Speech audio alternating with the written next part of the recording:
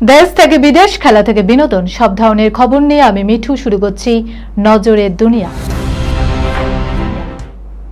৩৩৫ কোটিতে ঐতিহাসিক দুর্গ কিনলেন মার্ক জুকারবার্গ। রান্নাঘর থেকে খাবার ঘরের দূরত্বই ৫ মিনিট।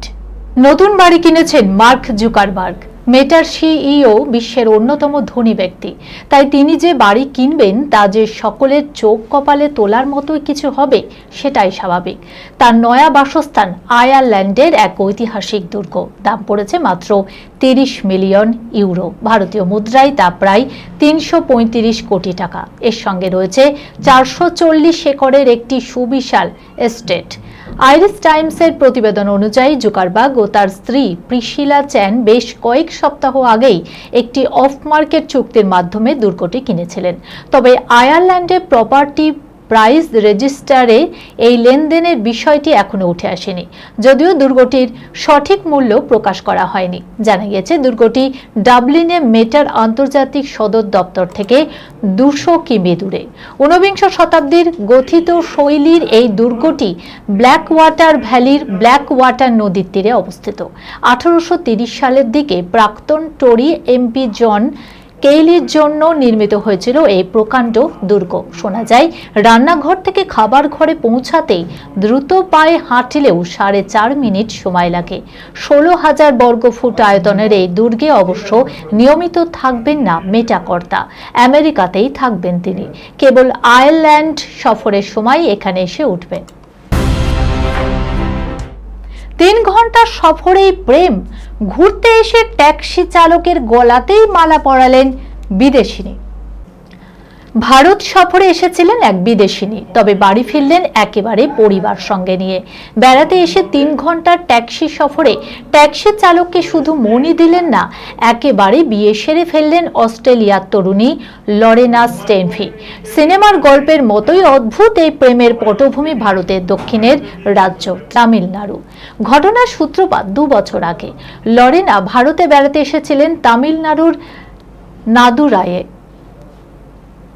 বিমানবন্দরে অবতরণের পর সেখানে রবিক নামের এক যুবকের ট্যাক্সিতে সওয়ার হন তিনি। মাত্র ৩ ঘন্টা ছিল সেই সফর। লরেনা বুঝতেও পারেননি এই সফর তার জীবনের মোড়ই ঘুরিয়ে দিতে চলেছে।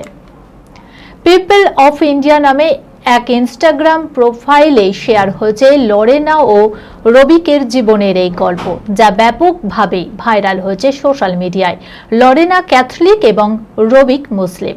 ২ ভিন্ন দেশ ও ধর্মের মানুষ এক সম্পর্কের বন্ধনে আবদ্ধ হয়। ভারতীয় আইনি পদ্ধতিতে বিয়েও সম্পন্ন করেন তারা। ভারতে একসঙ্গে দীর্ঘদিন থাকার পর অস্ট্রেলিয়া ফিরে যান লরেনা। সেখানেই জন্ম দেয় তাদের সন্তানকে। সেই সময় অস্ট্রেলিয়া যাওয়ার জন্য ভিসার আবেদন জানিয়েছিলেন রবিক, কিন্তু ভিসা মঞ্জুর হয়নি। সন্তান বড় হচ্ছে অস্ট্রেলিয়ায়। ২ মাস আগে অস্ট্রেলিয়া গিয়ে সেই সন্তানকে কোলে নেওয়ার সৌভাগ্য হয়েছিল রবিকের, কিন্তু আবার ফিরে আসতে হয়। ভিসার প্রক্রিয়া চলছে। লরেনা ও রবিকের আশা যাবতীয় জটিলতা কাটিয়ে একদিন এক ছাদের নিচে একসঙ্গে থাকতে পারবেন তারা। সোনামের অমূল্য ওড়নায় লুকিয়ে রয়েছে ভারতের ৩০০ বছর পুরনো ঐতিহ্য, রয়েছে শ্রীকৃষ্ণের যোগ্য। ফ্যাশন আদতে চিরপুরাতন। যা কিছু প্রাচীন ঐতিহ্যবাহী তাই যেন আধুনিকতার পরিভাষা হয়ে বারে বারে ফিরে আসে বর্তমানে।